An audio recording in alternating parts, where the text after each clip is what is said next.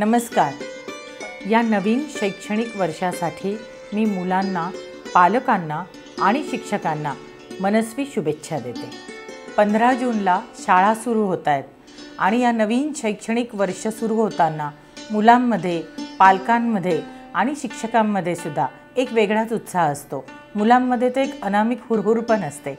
जसं कुंभार आपल्या मडक्याला आकार देत असतो तसंच शिक्षक सुद्धा मुलांना आकार देत असतात आणि ही चिमुकली पावलं ही खूप महत्त्वाची असतात त्यांचं व्यक्तिमत्व घडवण्यासाठी। तर लातूर जिल्ह्यामध्ये 15 तारखेला पहिलं पाऊल आपण साजरे करणार आहोत वृक्ष लावून।